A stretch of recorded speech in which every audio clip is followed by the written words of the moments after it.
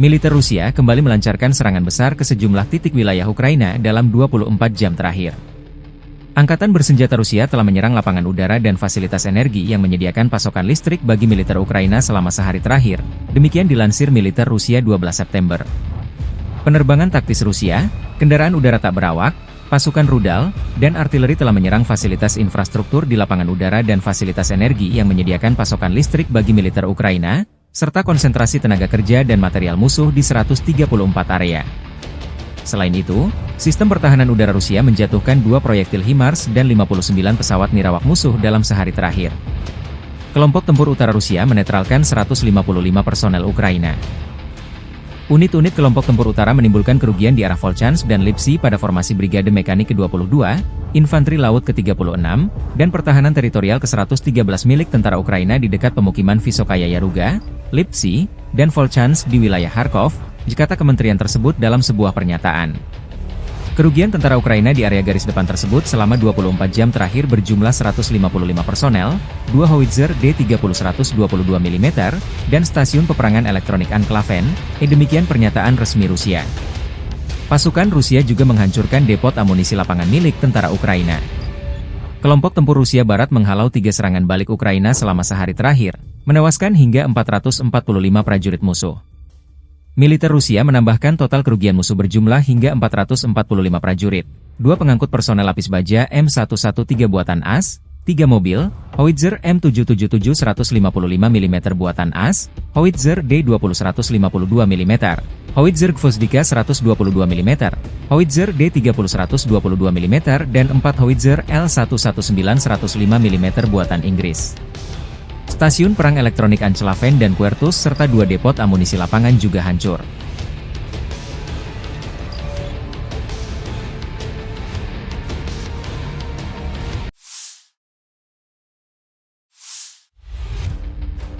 Staf Umum Angkatan Bersenjata Ukraina melaporkan pada 13 September, militer Rusia total kehilangan 631.420 tentara sejak dimulainya invasi skala penuh ke Ukraina pada 24 Februari 2022. Jumlah ini termasuk 1.220 korban yang diderita pasukan Rusia selama sehari terakhir. Menurut laporan militer Ukraina tersebut, pasukan Vladimir Putin juga total kehilangan 8.671 tank, 17.003 kendaraan tempur lapis baja, 24.560 kendaraan dan tangki bahan bakar, 18.061 sistem artileri, 1.185 sistem roket peluncur ganda, 945 sistem pertahanan udara, 369 pesawat terbang, 328 helikopter, 15.113 pesawat tanpa awak, 28 kapal dan perahu, dan 1 kapal selam.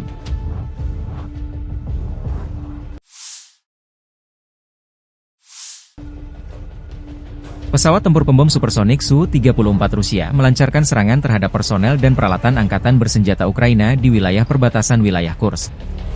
Awak pesawat tempur pembom supersonik multiperan Su-34 dari pasukan Dirgantara Rusia melancarkan serangan terhadap kelompok personel dan perangkat keras militer angkatan bersenjata Ukraina di wilayah perbatasan wilayah Kursk, demikian pernyataan resmi militer 4 Rusia 12 September.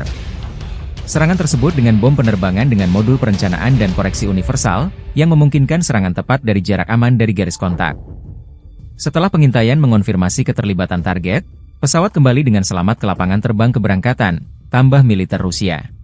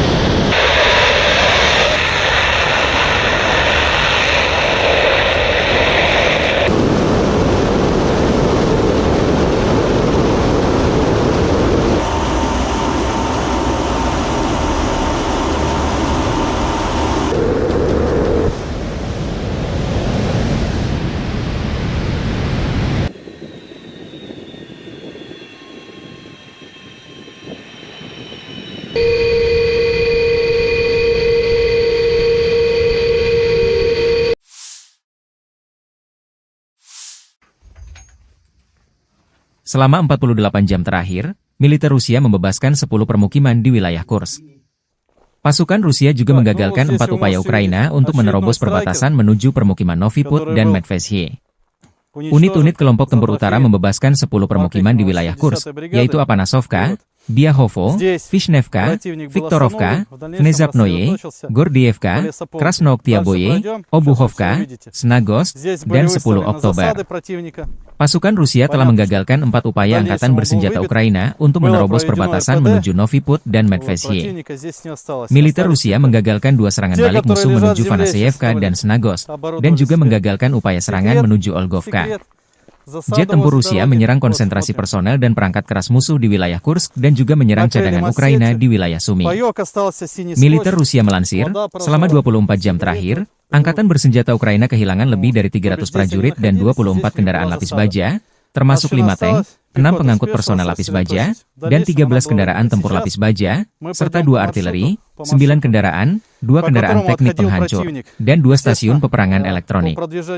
Sejak Ukraina menyerang Kursk awal Agustus, kerugian personel Volodymyr Zelensky ditaksir mencapai lebih dari 12.500 tentara, 101 tank, 42 kendaraan tempur infanteri, 83 pengangkut personel lapis baja, 669 kendaraan tempur lapis baja, 410 kendaraan, 92 artileri, dan 26 peluncur roket ganda, termasuk 7 HIMARS dan 5 MLRS buatan AS, 8 peluncur rudal anti pesawat, 2 kendaraan isi ulang, 24 stasiun radar, 7 radar anti baterai, 2 radar pertahanan udara, 10 peralatan teknik.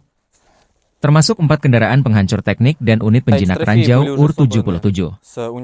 Brigade ke-46 serga puluhan kendaraan tempur Rusia. Здесь американского производства патроны, единственное, что, наверное, FPV их собственного производства.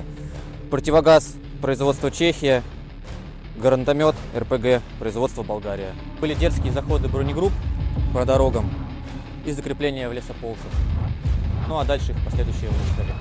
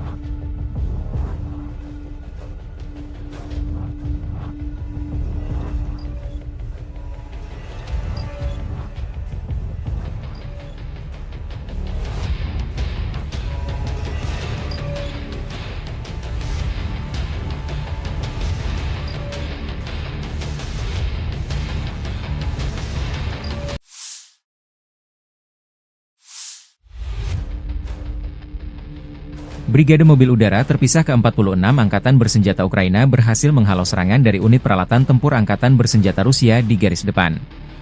Tepatnya di Hostre wilayah pemukiman di Pokrov Rayon, Oblast Donetsk, timur Ukraina. 12 September, personel Rusia mencoba melakukan serangan besar-besaran. Tank, pengangkut personel lapis baja, kendaraan tempur infanteri, infanteri dengan sepeda motor, total 46 unit kendaraan tempur. Pasukan terjun payung Ukraina berhasil menghancurkan 15 peralatan, 9 BMP, 2 tank, 2 pengangkut personel lapis baja dan 2 sepeda motor, dan melumpuhkan 11 BMP dengan serangan akurat, demikian keterangan video staf umum Angkatan Bersenjata Ukraina. Militer Ukraina tak merinci jumlah personel Rusia yang dinetralkan dalam serangan terbaru ini.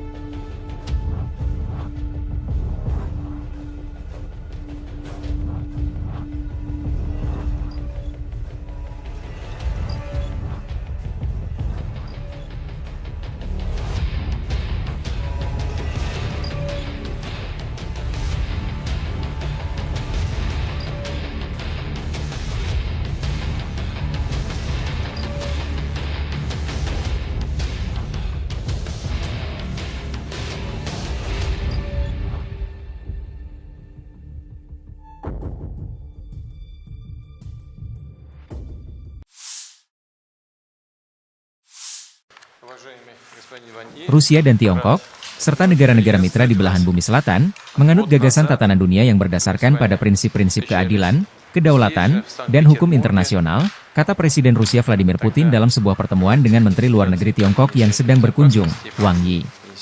Pertemuan digelar di Strelna Saint Petersburg, Rusia, 12 September 2024.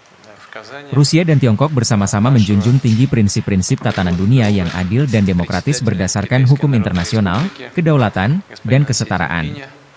Pendekatan yang sama juga dianut oleh negara-negara yang sepemikiran di belahan bumi selatan dan mayoritas dunia, yang mana KTT BRICS merupakan penegasan baru, kata Putin.